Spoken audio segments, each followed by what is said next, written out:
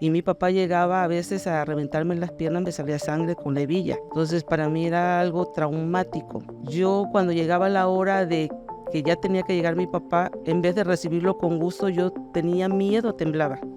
Yo nací siendo zurda y para ellos fue como un defecto. Entonces me entablillaron la mano izquierda para obligarme a escribir con la derecha.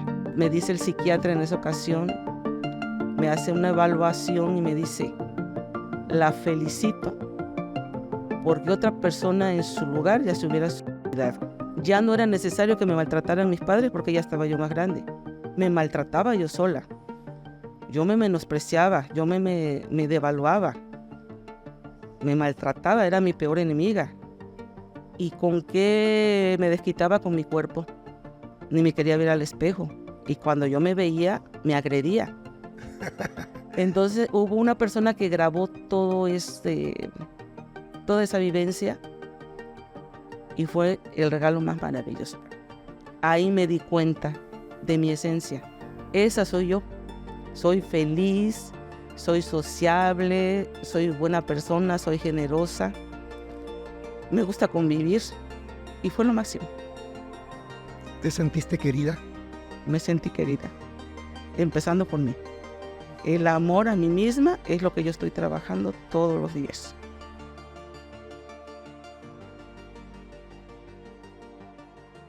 Buenas noches, Rosaura. Qué gusto tenerte aquí y gracias por haber aceptado la invitación. Gracias a usted, doctor, por invitarme, porque sí me interesa compartir mi historia. Estoy seguro que será muy edificante. Así que, no esperando más, cuéntanos tu historia. Yo vengo a compartir cómo ha sido mi historia de crecer con padres perfeccionistas. Ok. Yo fui una niña, bueno, la mayor de 3 hermanos, ¿sí? Entonces mis padres, no había forma, no había lugar para errores. Siempre todo tenía que ser perfecto como ellos querían que fuera, ¿sí? Si por alguna razón no cumplía sus expectativas, pues había golpes e insultos verbales, ¿no? Como eres un torpe, inútil, cosas así. Yo nací siendo zurda y para ellos fue como un defecto. Entonces me entablillaron la mano izquierda para obligarme a escribir con la derecha, cosa que no lo lograron porque hasta ahorita sigo siendo orgullosamente zurda. Ok. Me siento muy contenta de ser zurda. Me acepto zurda. Otra situación que viví fue con mi mamá por mi tono de piel, porque como ellos eran blancos, blanquitos, yo era la más morena. Entonces también para ella fue como un defecto. Y por lo tanto no me dejaba salir al sol, ni ejercitarme o jugar ningún juego que fuera bajo el sol porque me ponía yo cada vez más morena, ¿no? Entonces eso a ella le causaba también una situación. ¿Y a ti qué te causaba que ella te lo dijera, que ella... Pues me sentí reprimida y me sentí rechazada, Ok. ¿sí? Hubo rechazo, tanto en lo zurdo como en el color de piel, ¿sí? Entonces, por ser la mayor, yo recuerdo que a partir de los 6 años, mi mamá me empezó a dar obligaciones, pues que de acuerdo a mi edad no me correspondían, ¿no? Como el hecho de cuidar a mis hermanos, y la situación no era cuidarlos, sino que si les pasaba algo, me golpeaban con el cinturón, y mi papá llegaba a veces a reventarme las piernas, me salía sangre con la hebilla. Entonces para mí era algo traumático. Yo cuando llegaba la hora de que ya tenía que llegar mi papá, en vez de recibirlo con gusto, yo tenía miedo, temblaba, porque no sabía yo, más bien sabía que iba a llegar enojado y pues yo ya prácticamente pensando en los golpes, O sea, ya había angustia. así, mucha angustia. Y yo no le tenía miedo, le tenía pánico a los dos. Yo jamás tuve una comunicación directa con ellos por miedo a que se enojaran, a lo que me fueran a, sobre todo a hacer, a golpear, ¿no? Básicamente. Entonces yo fui una niña que en un momento quería pasar como invisible. como que no quería estar. Iba a la escuela y yo recuerdo que cuando ya llegaba la hora de regresar, yo no quería regresar a mi casa, Hablamos del periodo de la primaria. de la primaria. Así Ok. es. Porque ya sabía lo que me esperaba, ¿no? Obligaciones y maltrato, básicamente. Entonces yo, como niña, quería que mis padres, pues, se dieran cuenta, ¿no? Yo era niña de puro 10, muy inteligente. Yo sola hacía mis tareas, yo trataba, pues, de ser la mejor para ellos. Y nunca tuve, que yo recuerde, una felicitación o un abrazo, un beso, nada de eso. No, no tuve reconocimiento por parte de ellos. Era tu obligación. Era mi obligación ir a estudiar, nada más. Era mi obligación. Tampoco recuerdo que ellos hayan ido conmigo en los festivales de la escuela. Mi mamá sí me hacía los vestidos, pero nunca iba. Entonces, pues yo bailaba para las otras mamás, no para mi mamá, ¿no? ¿Por qué no iba? Porque mi mamá se aisló, se encerró en la casa. No salía, pero ni a un mandado, nada. Siempre vivió muy encerrada. Sí. Entonces, yo en vez de disfrutar de mis hermanos, pues los veía como un peso muy grande, pues, de que me daba mucho miedo que les pasara algo, porque al pasarles a ellos algo, me pasaba a mí. Claro. ¿Sí? Sí.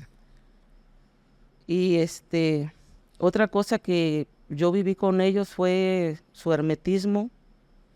Ellos nunca me platicaron cómo fue en su niñez, sus papás, sus abuelos, nada de su familia. Nunca había espacios para hablar. No, y cada vez que yo hacía la pregunta se molestaban, entonces mejor optaba por no preguntar nada. Y ellos murieron sin yo saber su historia. O sea, a mí me preguntan y no sé. No sé qué fue de... Como si estuvieran guardando secretos. Exactamente. También inexpresivos. Yo recuerdo siempre su cara de enojados, de mal humor, ¿sí? Y mi madre, por ejemplo, ella aplicaba la indiferencia total. Yo recuerdo que cuando ella se enojaba conmigo me dejaba de hablar. Y yo me recuerdo detrás de ella lloré y lloré para que me perdonara. Y ella más lo hacía, o sea, a veces pasaban días sin hablarme. Te castigaba con Me eso. castigaba con eso también. Y con mi papá hacía lo mismo. Entonces éramos los mensajeros, dile a tu papá esto y dile a tu mamá esto, y porque ellos no se hablaban. Entonces era como la dinámica ahí en la familia, porque había mucho conflicto entre ellos. Y yo también interpreté que, de acuerdo a lo que yo veía en ellos, que la vida era sufrimiento, ¿sí? Total sufrimiento. El ver a mi madre sumisa, reprimida, frustrada, enojada todo el tiempo, pues yo interpreté que ser mujer era sufrir. Yo vine a sufrir, entonces pues yo no quería ser mujer porque ¿a qué vine, no? Claro. No tenía caso de sufrir. Y pues el tema de la palabra felicidad no existía para mí. Y como niña no jugabas. No, pues no, porque toda era obligación y cuidar a los hermanos, ¿no? ¿Y con tus hermanos no bromeaban, no jugaban? Sí, pero por la diferencia de edades, pues a lo que a mí me gustaba jugar, pues no. Yo recuerdo una anécdota y eso, cuando éramos niños, que como yo tenía que jugar con mis hermanos, entonces a mí me gustaba jugar a la comidita, yo tenía mis trastecitos y todo. Pero mi hermano era tremendo, o sea, él no sabía jugar eso. Entonces se me ocurrió que era el perro. Y agarré, lo amarré y lo fui a poner para allá para que yo le diera chance de jugar, ¿no? Sí. Y mi mamá, pues, ya se imaginará, si era su adoración, porque eso también lo viví. Como era el varón, pues era su debilidad, ¿no? ¿Cómo le estaba yo haciendo eso a su niño? Ella lo prefería. Por ser varón. Totalmente, sí. Había que atender al varón siempre. Sí. Entonces, también recuerdo que el control, o sea, muy controladores aquí y con reloj en mano aquí, se desayuna a tal hora, se come a tal hora y se cena a tal hora. Tienes tanto tiempo de llegar de la escuela para acá, o sea, de medían el tiempo. Mi mamá cosía mucho ajeno, era modista. Y como buena perfeccionista, el botón y el hilo y todo tenía que ser exactamente del mismo tono. La situación era que en la mercería luego no había parecido, si era un conflicto, lo llevo o no lo llevo. Y todo el trayecto venía con la angustia de que sí se viene el mandado, no. La necesidad de tomar una decisión Sí, y la angustia de equivocarte. sí. También me ponía que le ayudara yo a coser. Entonces yo de listilla, porque no me gustaba, yo me acuerdo que era una falda doble circular, enorme. Y me puse a hacerle el dobladillo porque en aquel tiempo todo se hacía a mano. Como buena perfeccionista. Y yo como lista le hacía las puntadotas así, ¿no? Dije, no, pues ya la hice, ya terminé. Rápido. Cuando le llevé el trabajo, me desbarató todo y me dijo, lo vuelves a hacer, como te dije. También la sobreprotección. Yo creo que pues, les daba tanto miedo porque ellos se aislaron casi del mundo, ¿no? Salían nada más a lo que No salían. tenían una vida social. No había una vida social, yo no recuerdo una fiesta en mi casa, ni tampoco ir nosotros a fiestas, Vacaciones. nada. Tampoco se acostumbraba a festejar los cumpleaños de nosotros, Vivían muy encerrados. muy encerrado. Una Yo el familia. recuerdo que tengo es de que una vez nos enfermamos mi hermano y yo de la piel y nos llevó mi papá a Veracruz al doctor. Y el doctor nos recetó que fuéramos al mar por el agua salada, baños de mar. Pero a mi papá le gustaba bucear. Entonces él llevaba sus aletas y su visor y todo. Y me dice, te quedas aquí sentada con tu hermano, ahorita vengo. Parece que mi papá me dijo, sígueme. Yo me levanto, me voy atrás de él y la ola me sienta y más con la fuerza y ya no estaba yo Te arrastró. tragando mucha agua y al tercer sentón, que ya era al final, yo sentí que me jalaron de los cabellos y era mi papá. Entonces también ahí me fue como en feria, ¿no? Y él, travieso, era mi hermano, pero él se quedó sentadito, más chiquito que yo, 3 años. Entonces yo le agarré pues un miedo terrible al mar, ¿no? Pero Hasta el día de hoy. no, ya más adelante me reconcilié Qué bueno. con el mar, pero sí, sí me pasó eso. Y por la obsesión, porque en mi casa todo era repetitivo, las rutinas. Todos los días era lo mismo, lo mismo, lo mismo, lo mismo. No nos podíamos salir del guión. Mucha angustia. Mucha angustia, ¿Y el amor? no había amor. Para mí la palabra felicidad, pues no, era algo raro, algo ajeno. Entre más crecía, yo decía que no existía, que la vida era sufrimiento, ¿no? Esa era la vida, venir a sufrir. Y la creencia también, por ejemplo, de mi mamá era que te casas para toda la vida, que la hija mayor tiene que resolver los problemas de toda la familia, tienes que ver por toda la familia. Situación que hasta la fecha estoy trabajando. Sí, Ok, te sientes responsable sí, de los demás. así es. Sí, porque yo, bueno, mi intención antes, porque ahorita ya no, que todos fueran felices, que todos estuvieran bien, pero nunca pensaba en mí. En mí no pensaba. No tenía yo un lugar en mi vida, yo no tenía un lugar. Porque tenía yo que estar pendiente de los demás, siempre. ¿Y eso, Bueno, en mi caso, de mi familia, ¿no? ¿y eso cómo fue impactando en tu vida? ¿Cómo crees que le afectó? Muchísimo, porque me abandoné, o sea, no me conocía, no, yo, por ejemplo, a los 20 años empecé a subir de peso, porque yo pesaba 60 kilos, Ok. empecé a subir de peso a 100 kilos, Ok, 100 kilos. sí. Entonces ahí empezó mi desajuste porque bajaba, pero subía, pero bajaba, pero subía, porque era mucha la ansiedad, hasta después comprendí, porque a los 33 años, trabajando en Oaxaca, me dio una crisis ansioso-depresiva, que terminé yendo al psiquiatra, estuve internada en una clínica,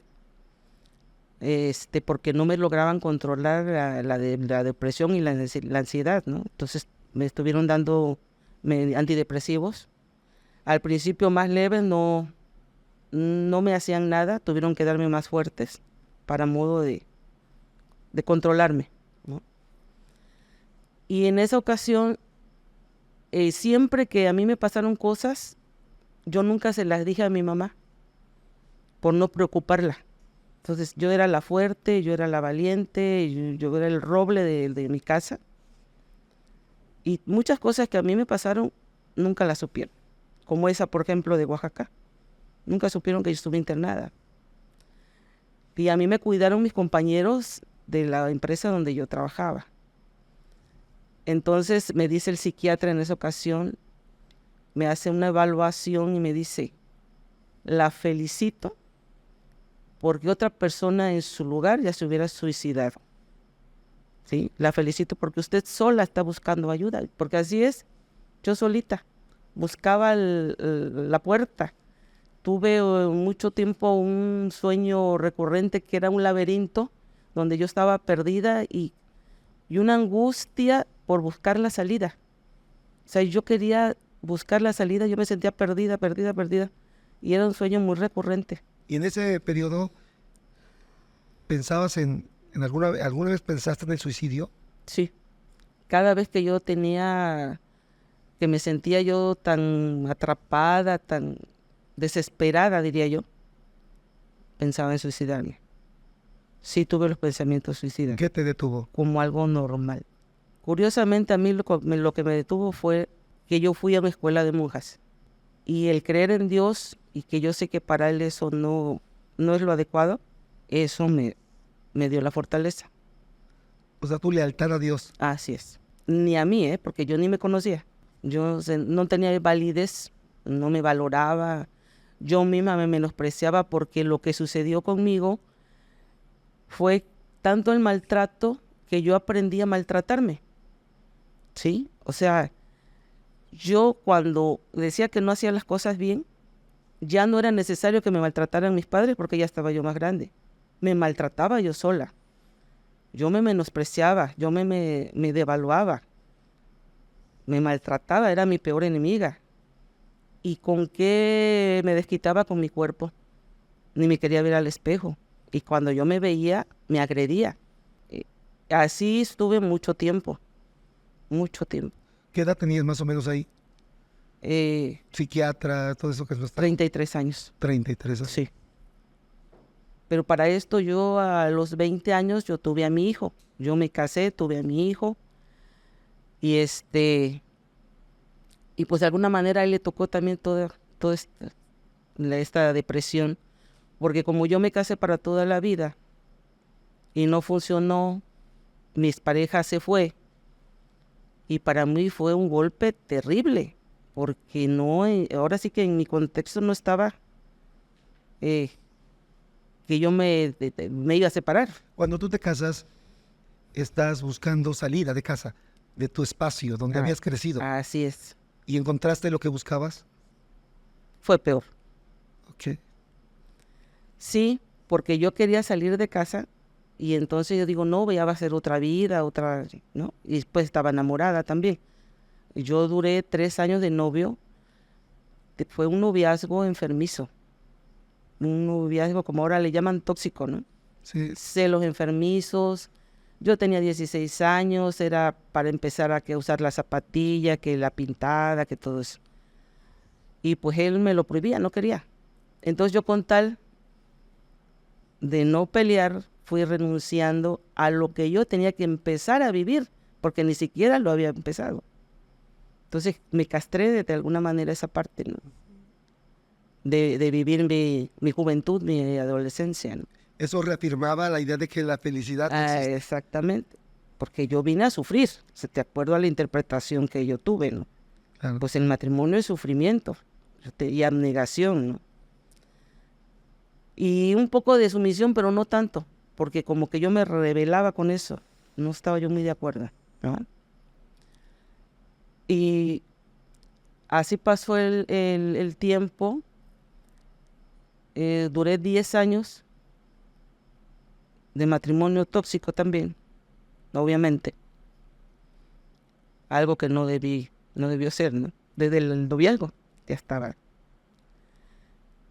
Entonces me enfoqué pues en mi hijo. Curiosamente, mi rigidez y mi perfeccionismo, cuando menos a él, no le tocaron golpes, porque eso sí lo tuve claro. Y yo siempre le dije a él, ¿cómo quieres que te eduque? ¿Con golpes o con palabras? No, mamá, con palabras. Ok. También era la exigencia de la escuela, puros dieces. Oh, Entonces, siempre le dije, ¿quieres ser de los mejores o quieres ser del montón? Tú decides. ¿Sí? Otra cosa que no hice fue la sobreprotección. Y eso me causó un conflicto muy grande con mi mamá, porque ella era tanto el miedo de que algo nos pasara, y luego al nieto, que era el primero. ¿Y por qué le compraste la bicicleta? ¿Por qué lo dejas andar en bicicleta? ¿Qué la patineta? ¿Qué los patines? ¿Qué la o sea, avalancha? la tenías encima. Sí. Y luego que el fútbol y lo van a golpear y que no sé qué tanto. Entonces, yo sí por dentro tenía mis temores. Claro que sí, porque eso es lo que viví.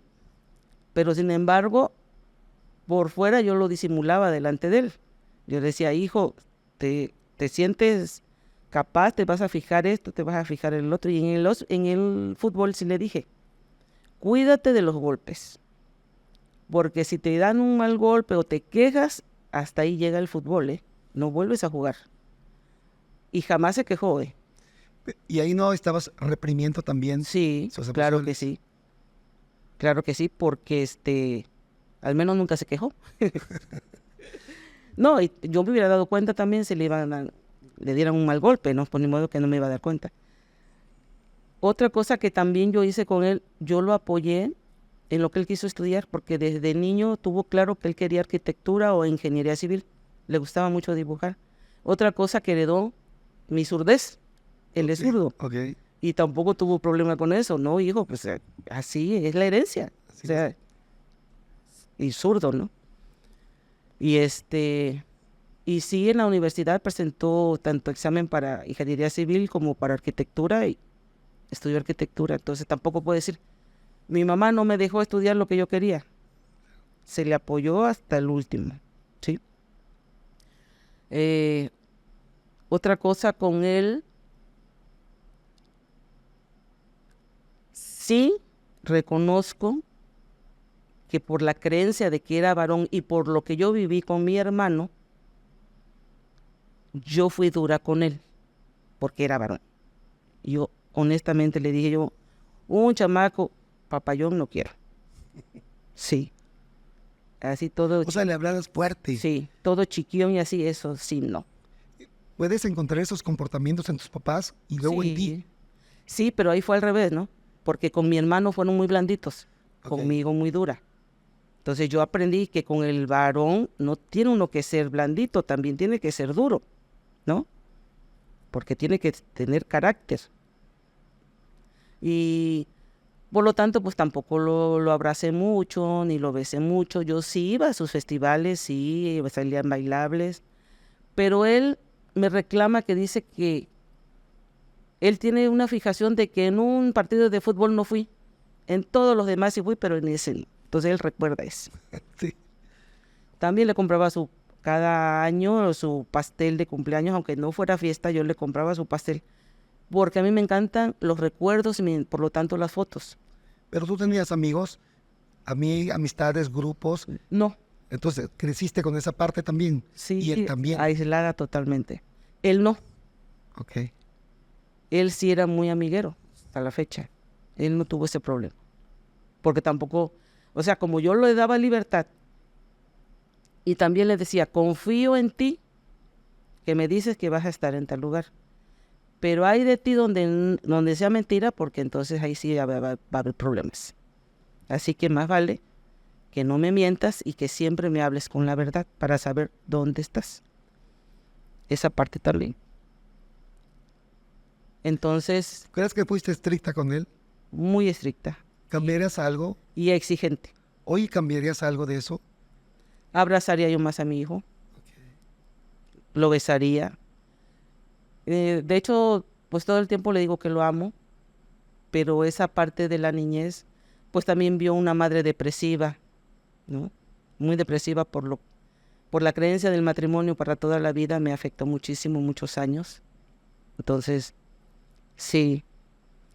Y otra de las cosas que yo siempre tuve durante casi 50 años, haciéndome la pregunta por qué mis papás no me querían, por qué mi mamá no me quería. Si yo me esforzaba, si yo fui una buena hija, si yo ¿por qué no me querían? Siempre esa pregunta me hizo sufrir durante muchos años, hasta que llegué a terapia. Cuando llegues a terapia, ¿qué edad tienes?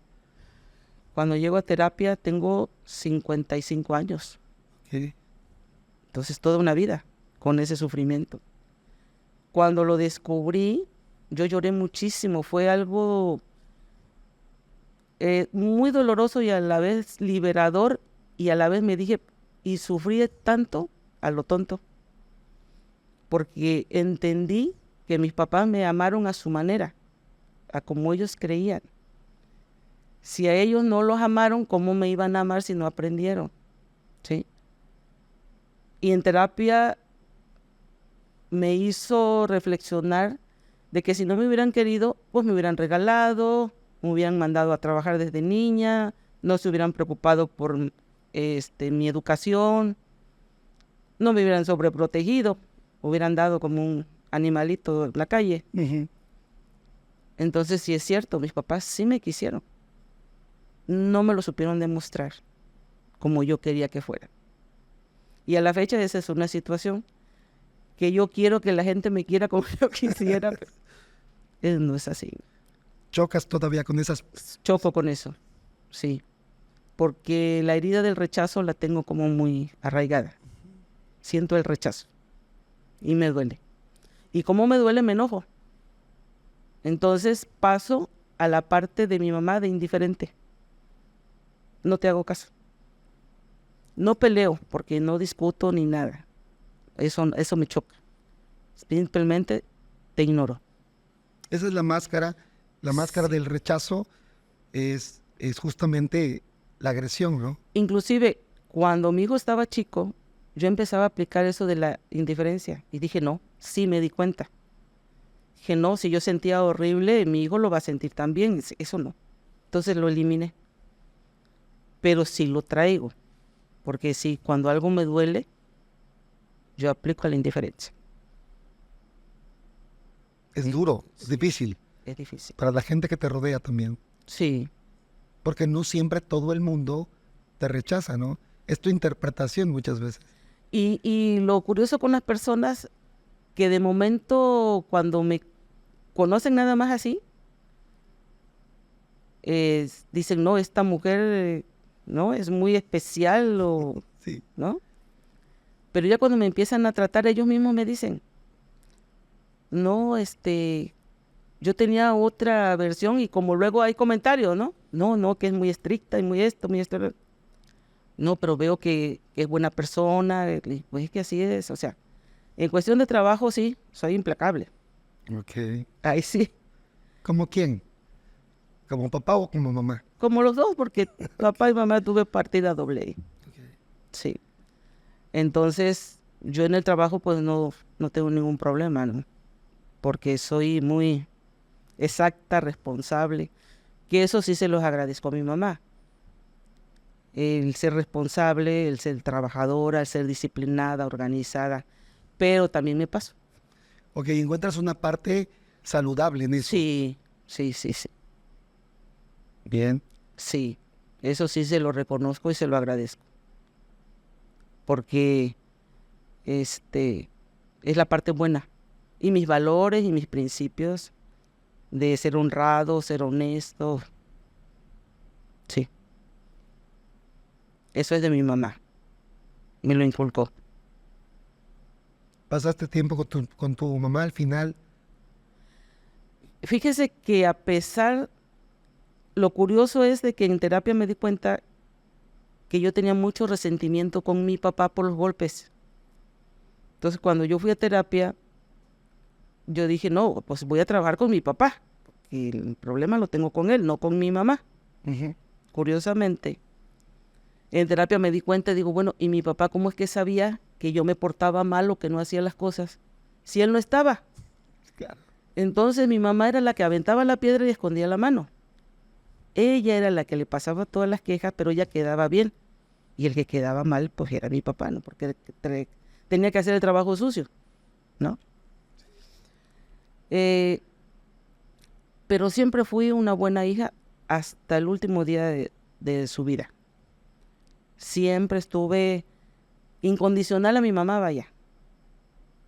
Dormíamos en la misma recámara, todo apegado a mí. O sea, yo fui su aliada, yo fui, siempre contó conmigo, ella conmigo, pero yo con ella no tenía esa apertura o esa confianza de contarle mis cosas. No, pero yo sí, siempre estaba para ella, porque así me educó, ¿sí?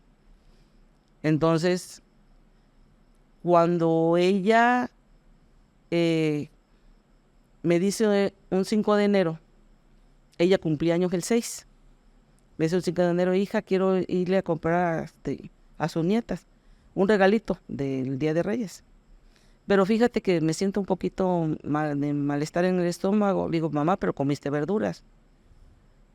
¿Me acompañas al centro? Sí, yo siempre. O sea, aunque me sintiera como yo jamás dije que no. Y nada más salimos a que se muriera. En plena calle de 20 de noviembre, empezó a faltarle el aire. Estábamos en una tienda de ropa. Los taxis pasaban ocupados. Una impotencia muy fea me pasó y el señor de la tienda me dijo, yo la llevo al seguro. Y en su camioneta nos llevó.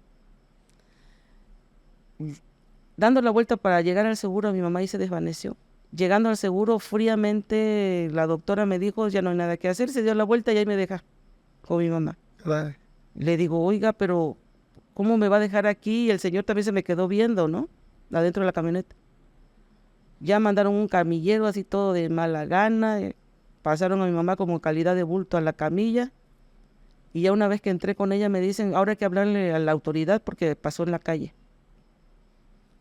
Yo de mis nervios no vi que mi mamá llevaba sus papeles del seguro ahí. Entonces imagínense, nosotros salimos de la casa a comprar regalos. Y le hablo a mi hermano para decirle, vete a la casa a buscar los papeles de mi mamá del seguro. Porque Y él murió. vivía en otro lado, porque no le dije, nada más le dije, ve por los papeles. Y se fue como loco por los papeles. Cuando llega el seguro, ya le dije, mi mamá ya murió.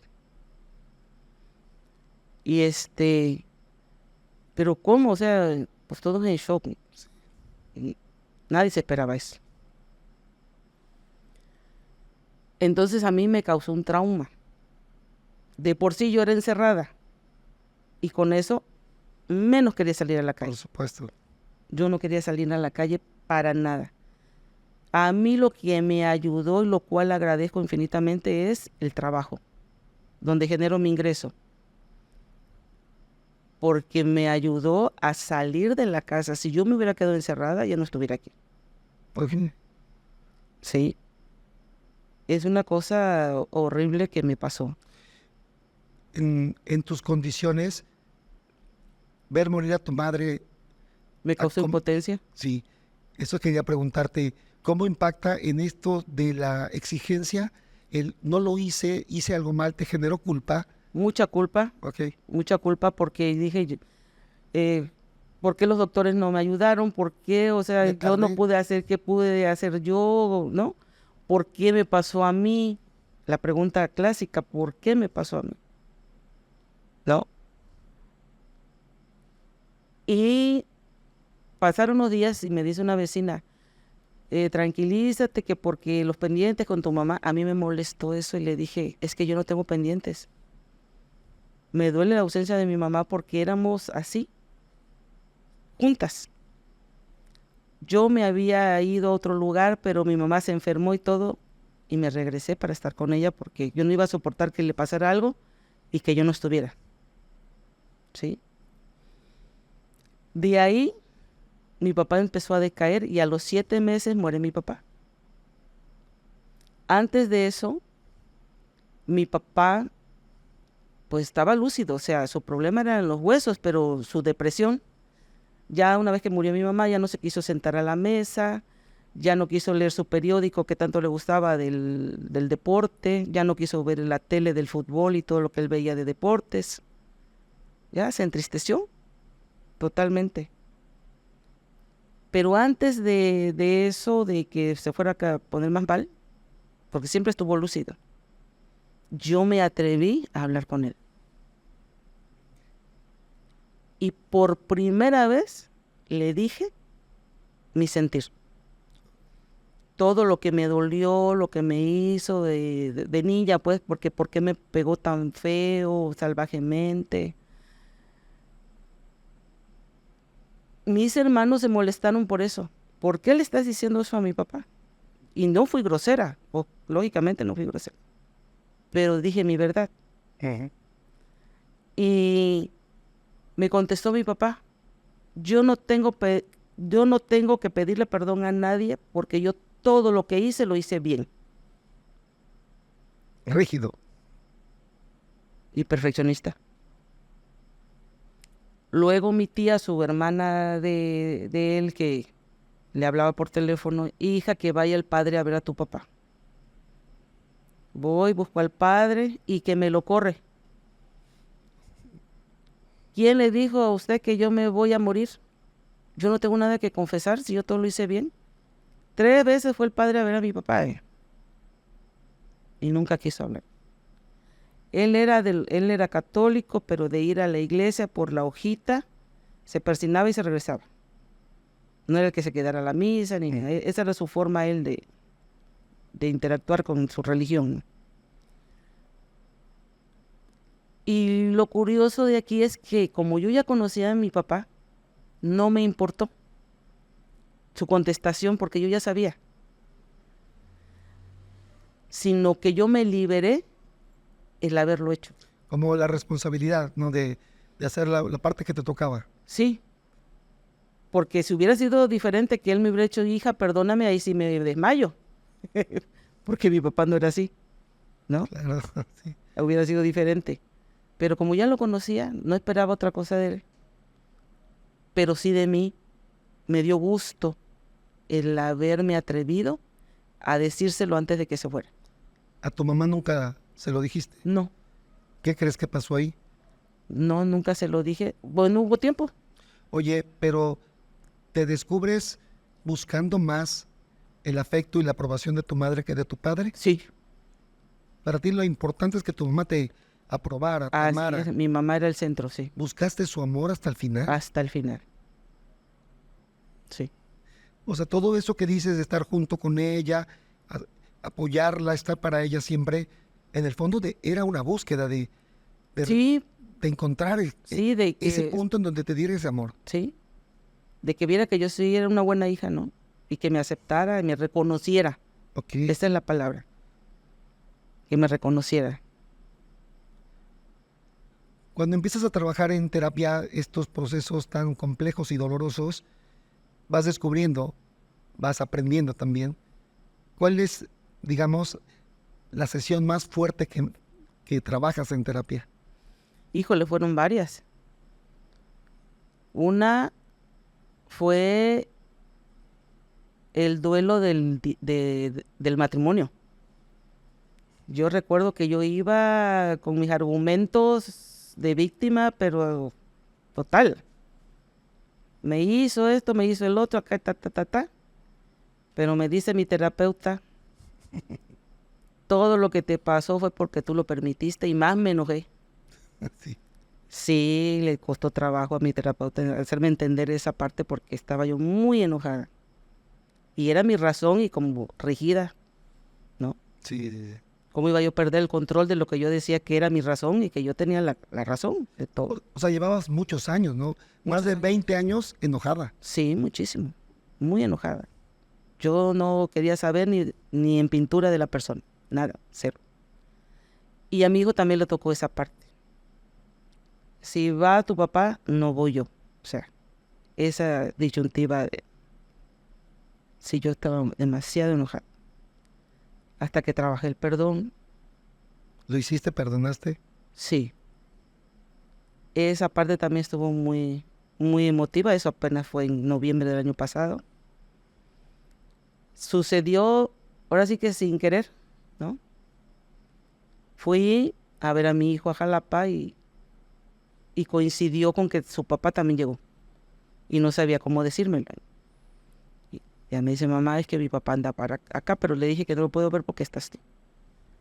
Y ahí fue como, digo, hijo, yo quiero ver a tu papá, y se me quedó viendo, ¿no? Wow. Eso, Sí, como diciendo, ¿y ahora? sí, sí. Le digo, de verdad, quiero ver y cerrar ese ciclo. No es lo mismo pensarlo que hacerlo y sentirlo. Entonces yo quiero eso. No me contestó nada. Dije, no, pues no lo va a hacer. ¿Cuál fue mi sorpresa? Que después sí lo llevo. Y yo dije, ándale, órale. Ya era muy tarde en la noche, yo ya estaba durmiendo, pues me levanté y todo. Salí sin ninguna expectativa, sin pensar nada. Yo simplemente fluí. Salí, me dio la mano, le di la mano y le doy un abrazo. Bien. ¿Cómo estás? Mi hijo sorprendido me dice, mamá, ¿me pueden regalar una foto? ¿Por qué? Como 30 años, ¿no? Básicamente. Sí, sí, sí. Le dije, sí, hijo. Nos tomamos la foto. Seguimos conversando. Después de que se fue, yo me sentí tan feliz conmigo porque no sentí nada. O sea, fue genuino. Totalmente. No sentí nada de nada en ese momento. Al otro día fuimos a desayunar, igual. Ya él se fue. De ahí tuvimos otro encuentro, que ahí fue donde me vino toda la crisis de toda la película de lo que yo viví. Entonces me puse muy enojada. Estaba yo muy dolida. Me vinieron todos los recuerdos, los malos, totalmente. Y regresé mal derechito a terapia. De nuevo. Pero para acabar de como de cerrar esa parte. Porque mi terapeuta me dijo, si te va a hacer daño, pues mejor cuando vayas, pues que no coincidan. Y yo dije, no voy a ser como los que bloquean en el teléfono porque no, yo quiero verlo y ser cordial, nada más. Y así es, y así es hasta ahorita.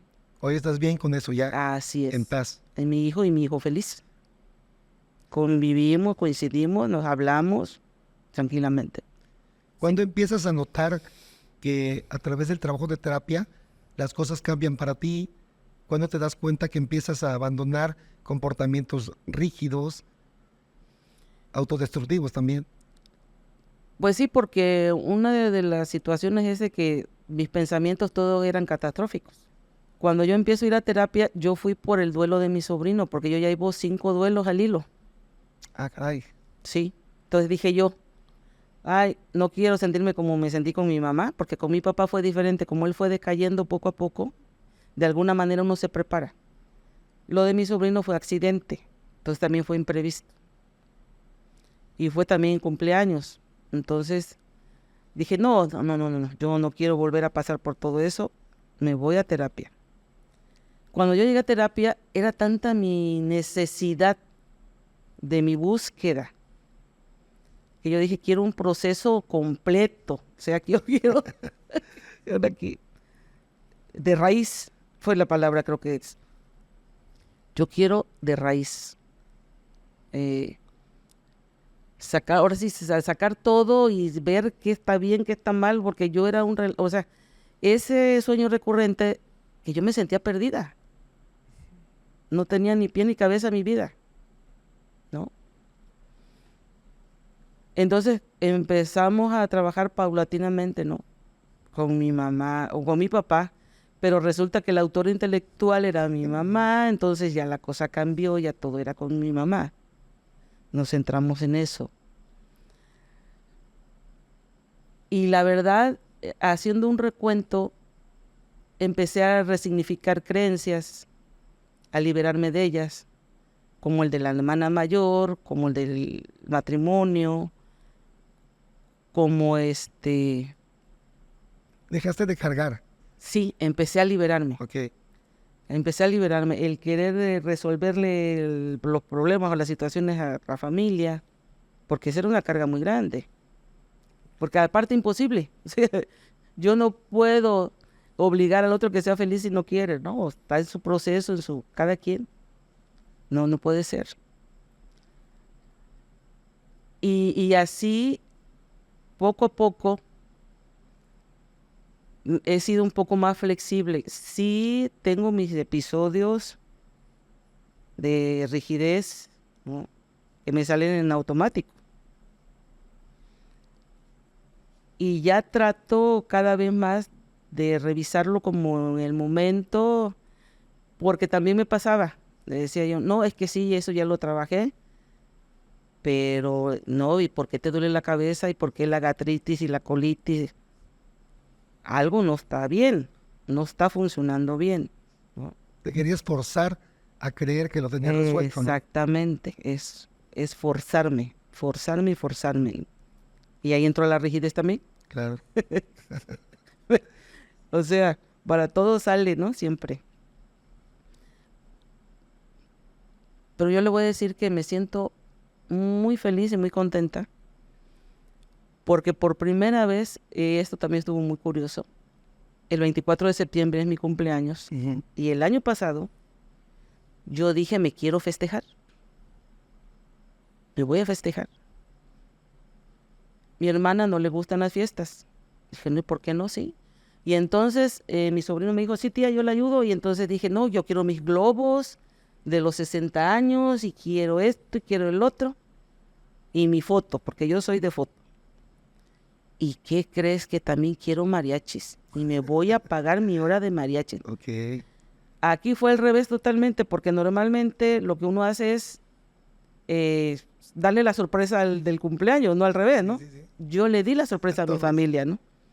Cuando llega el mariachi y me mándenme la ubicación y ya llegamos, y ya salgo y me dicen, ¿y quién es la festejada? Le digo, yo.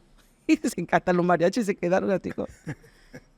¿Con cuál empezamos? Le digo, con las mañanitas. Entonces, entramos a mi casa y yo misma me canté las mañanitas, junto con el mariachi. Y salen mi hijo, mi hermana, mis sobrinos, ¿y ahora qué? ¿No? Claro. ¿Y ahora qué pasó aquí?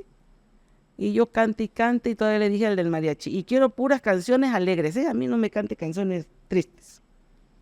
Y toda la hora del mariachi yo me la pasé bailando, hasta con el mariachi, con el vocalista.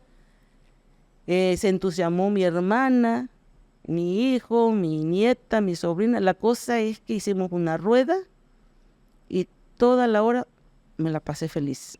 Lo que jamás habías hecho. Jamás en la vida. Una fiesta. Y no fue fácil. Porque en mi casa, o sea, también está mi hermana que vive atrás y no le gusta nada de eso. Pero dije, no, sí lo voy a hacer. Y en marzo de este año, yo cumplí 30 años de laborar con la empresa donde estoy. Y dije, me quiero festejar. Claro. Yo no voy a esperar si me festejan o no, yo quiero festejar. Y quiero otra hora de mariachi. Entonces empecé a organizarme, pedí permiso al dueño para que pudiera entrar el mariachi. Y digo yo, pues tengo que dar unos bocaditos. Así empezó. Hay un ingeniero que también le gusta la jiribilla y me dicen, yo le traigo el pastel de regalo y le checo una taquiza. La cosa es que le hicimos la cosa sagrada. Y ahí dije, esta es mi graduación. ¿No tenías miedo? Temor de que no llegaran, de que no fueran todos. No. Yo andaba muy entusiasmada. Ok. Dije, porque lo voy a hacer y lo voy a hacer y ese era mi pensamiento. Y entonces me fueron a peinar y entonces ver todo. Andaba yo nerviosa, pero contenta, pues. No con miedo. Eso sí. Invité a mi terapeuta, invité a mi hijo. Mi terapeuta se enfermó y me dice, ¿quién sabe si pueda ir? Y yo sí quiero que venga.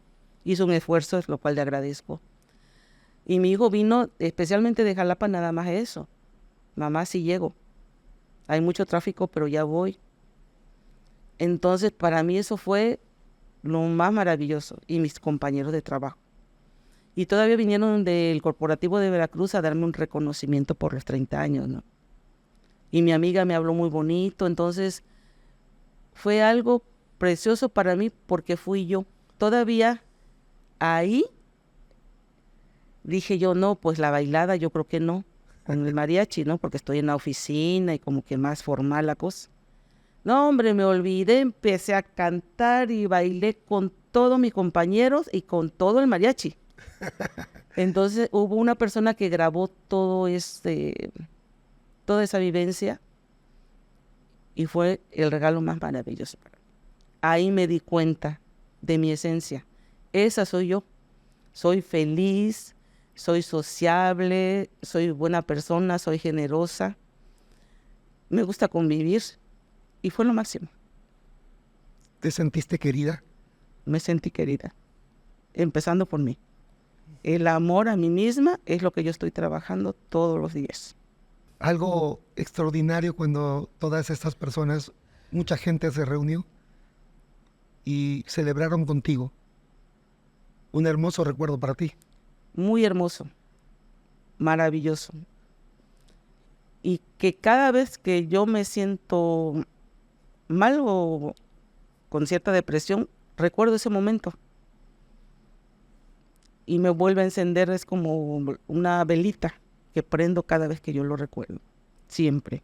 ¿Hay esperanza en ti de Todos encontrar los esa días. felicidad? Todos los días. Porque sí, o sea, ya lo disfruté, ya lo viví. Y ahí es donde me doy cuenta que la felicidad sí existe. Claro. Y que ya la encontré. Nada más que son solo momentos. Porque estaba tan acostumbrada al sufrimiento que pasar a la otra parte, pues sí, me cuesta un poco, ¿no? Pero es cuestión de la práctica, de aplicar todo lo que yo aprendo en terapia para que poco a poco vaya quitándole el poder a los pensamientos catastróficos. ¿Qué sigue para ti en este momento? ¿Qué Sí. quieres hacer? ¿Qué sigue? Bueno, yo quiero seguir, a mí también me di cuenta que la psicología me fascina. Ok. A mí me fascina. O sea, yo puedo estar con el terapeuta hablando todo el santo día y yo estoy feliz. Porque me gusta aprender, o sea, soy como una esponja. Me siento como una niña que quiere aprender a absorber todo lo que pueda. Pues, entonces, por eso repaso los podcasts, repaso esto. Veo otros tipos de podcasts también, pero cosas que me dejen un mensaje, un aprendizaje. También trabajo mi espiritualidad, pero no del lado de la religión, sino, como dicen, la espiritualidad aplicada al diario vivir, a ser una mejor persona, pero también entendí que si no soy una buena persona conmigo, no lo puedo ser con los demás. Entonces aprendo a respetarme, a amarme, a hablarme bonito, y esa es otra maravilla que me ha dado la terapia, que ya disfruto de mí. Me gusta estar conmigo.